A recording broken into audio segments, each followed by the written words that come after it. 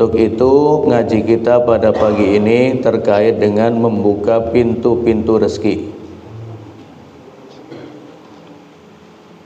Jamaah sekalian, terkait dengan rezeki ini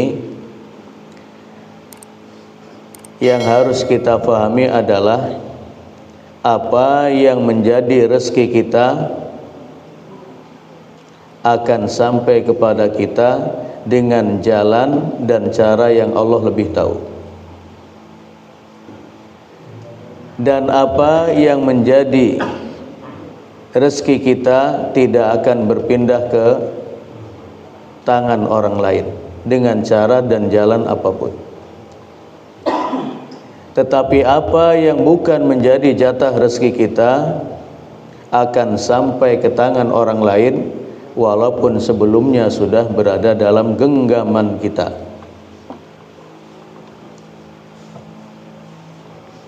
Dan setiap bayi yang lahir itu membawa rezekinya masing-masing. Sehingga ini yang menginspirasi para orang tua, jangan khawatir jikalau memiliki generasi yang banyak, memiliki anak-anak yang lebih dari 2, karena masing-masing anak itu memiliki jatah rezekinya masing-masing. Abdullah bin Mas'ud radhiyallahu anhu menyebutkan, haddatsana Rasulullah sallallahu alaihi wasallam wa huwa shadiqul masduq, mengabarkan kepada kami Rasulullah sallallahu alaihi wasallam as-shadiqul masduq, orang yang membenarkan dan ucapannya dibenarkan oleh orang lain.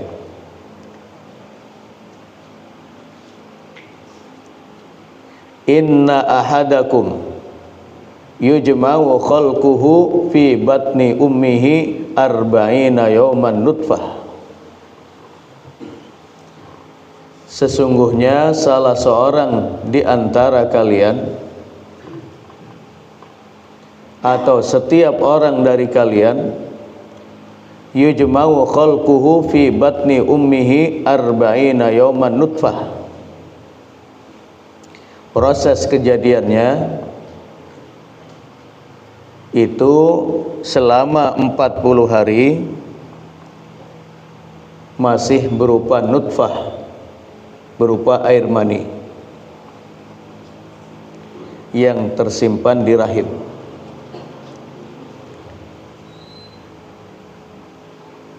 Tsumma yakunu misla dzalika, tsumma yakunu nutfah, kemudian alaqah, tsumma yakunu alaqatan misla dzalik, kemudian setelah 40 hari nutfah atau air mani itu Allah bentuk menjadi segumpal darah.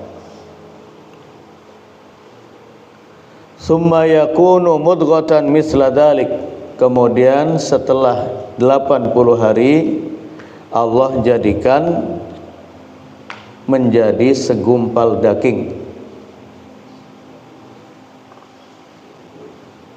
Tsumma yursalu ilaihil malak fayanfukhu fihi ruh. Setelah 120 hari atau 4 bulan, maka Allah mengutus malaikat khusus yang bertugas untuk meniup ruh dalam rahim. Itu setelah 4 bulan.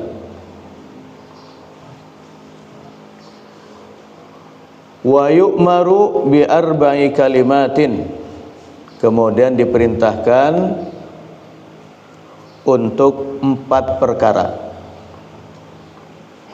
Jadi malaikat yang bertugas meniupkan ruh itu diperintahkan 4 perkara, untuk menulis 4 perkara. Bikatbi rizkihi wa ajalihi wa amalihi wa syaqiyun aw sa'id. Yang pertama untuk menulis jatah rezekinya. Artinya di kemudian hari apakah dia akan menjadi pejabat atau menjadi rakyat, menjadi orang kaya atau orang miskin, menjadi orang yang bahagia di dunia atau terjepit di dunia, itu sudah ditulis. Wa ajalihi, ajalnya. Jadi sejak 4 bulan itu sudah ditulis, si fulan ini akan hidup di dunia berapa lama?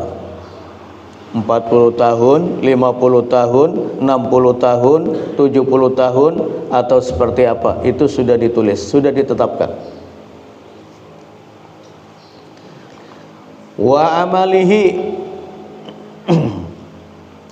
kemudian amalannya akan baik atau buruk, dia akan menjadi seorang mukmin atau kafir, menjadi orang yang banyak beramal atau sedikit beramal, itu sudah ditetapkan.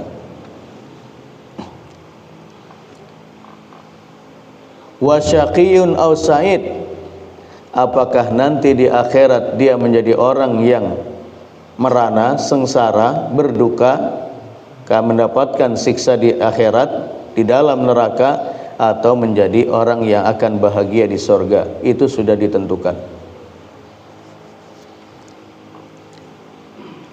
Sehingga dalam riwayat yang lain, dalam riwayat Bukhari, para sahabat bertanya, afala nattakilu ya Rasulullah, kalau semuanya sudah ditetapkan, apakah kami boleh pasrah saja ya Rasulullah?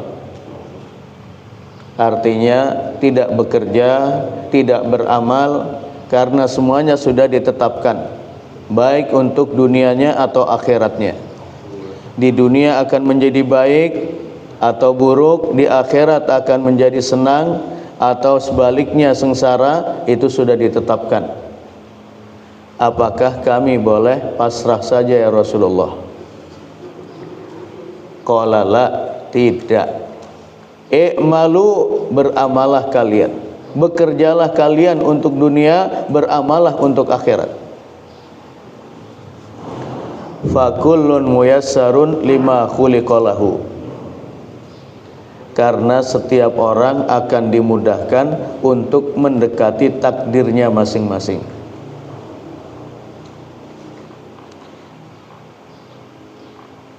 Syekh Muhammad bin Shalih Al-Utsaimin menyebutkan, karena takdir itu adalah sirrun makhtum, menjadi rahasia yang tertutup bagi manusia, tidak diketahui oleh manusia.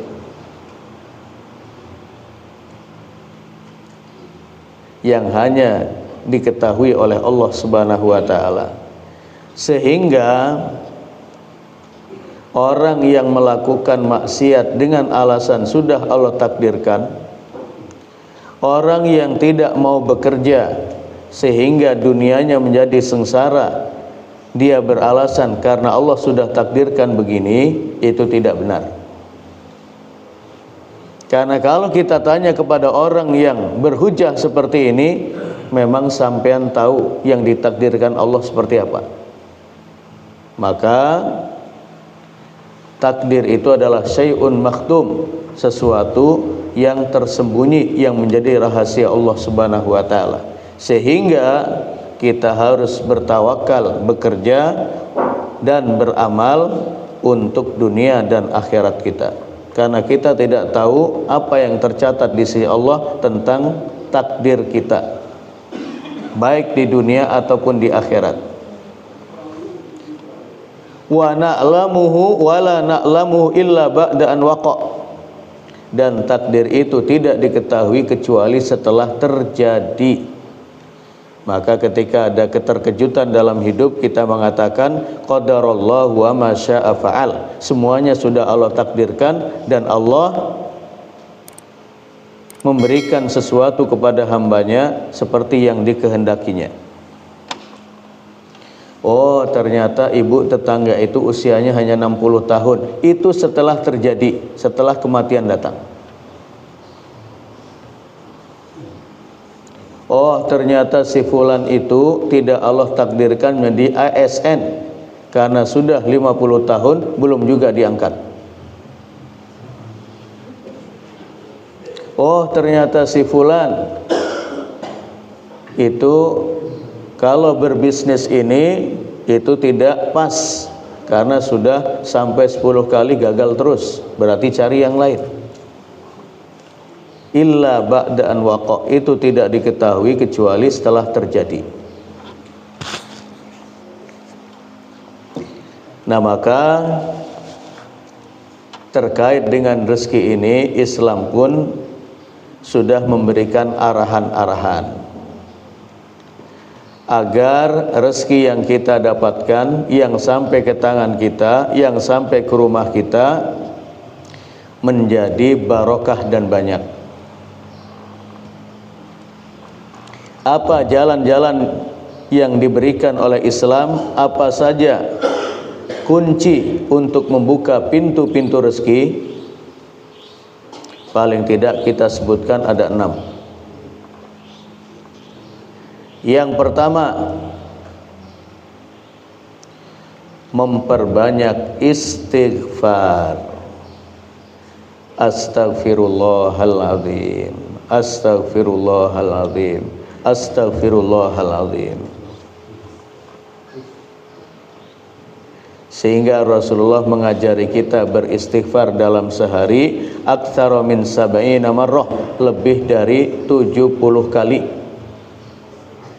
Dalam riwayat yang lain disebutkan mi'ata marrah, Rasulullah beristighfar dalam sehari, dalam semalam, sehari semalam 100 kali. Artinya Rasulullah beristighfar dalam sehari antara 70 sampai 100 kali.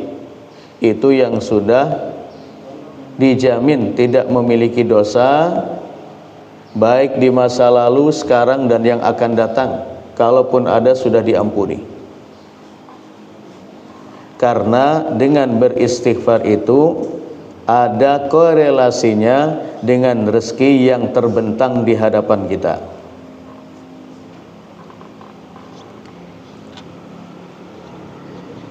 Suatu hari, sebagaimana disebutkan oleh Al-Imam Ibnu Hajar Al-Asqalani dalam kitabnya Fathul Bari, sebagaimana pula disebutkan oleh Abu Nuaim Al-Asbahani dalam kitabnya Hilyatul Auliya, terkait dengan athar dari Hasan Al-Basri rahimahullah, anna rajulan syaka ilaihi al-jadba.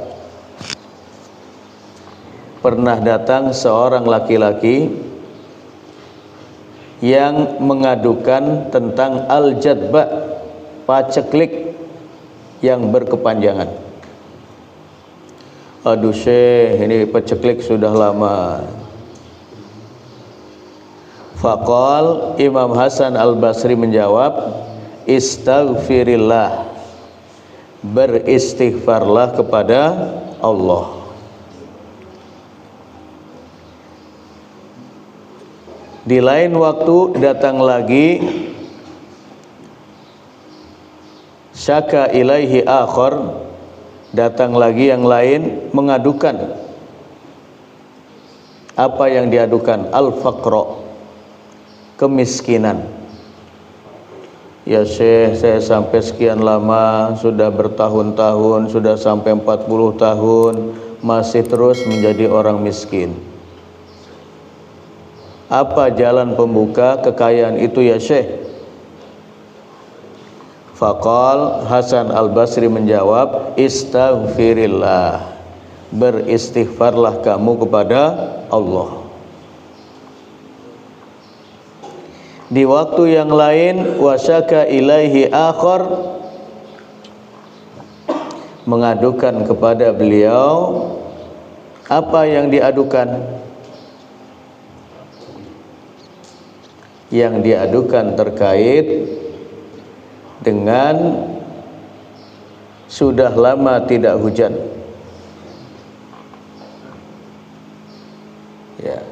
jafafa bustanihi, sudah sekian lama kebunnya tidak diguyur hujan. Jafafa bustanihi, sehingga kebunnya sudah mengering. Kalau bagi masyarakat kita sekarang ya sawah sudah pecah-pecah karena sudah lama tidak hujan. Faqal istaghfirillah, beristighfarlah kepada Allah.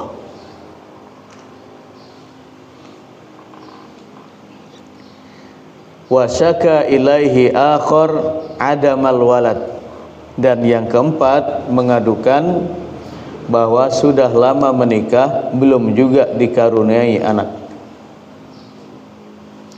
Qala istaghfirillah, beristighfarlah kepada Allah. Begitu ditanya oleh santri-santrinya, ya Syekh, setiap ada orang yang mengadukan persoalannya, baik itu tentang paceklik, tentang kemiskinan, tentang kekeringan, dan tidak dikaruniai anak, jawabannya satu, istaghfirillah. Apa kata Hasan Al-Basri rahimahullah? Bukan itu jawaban dariku, tetapi Allah yang menjawabnya. Kemudian beliau membacakan ayat, faqultu astaghfiru rabbakum innahu kana ghaffara. Aku katakan kepada kalian, beristighfarlah kepada Allah karena Dia Maha Pengampun. Yursilis sama alaikum midrara, dengan banyak beristighfar langit akan terbuka, akan mengucurlah air hujan yang deras ke bumi. Wa yumdidkum bi amwal, harta kalian akan dilipat gandakan, akan diperbanyak oleh Allah Subhanahu wa taala. Wa banin, demikian pula anak keturunan. Wa yaj'al lakum jannati wa yaj'al lakum anhara, kemudian Allah akan menjadikan bagi kalian kebun-kebun yang mengalir di bawahnya sungai-sungai. Artinya tidak pernah kekeringan.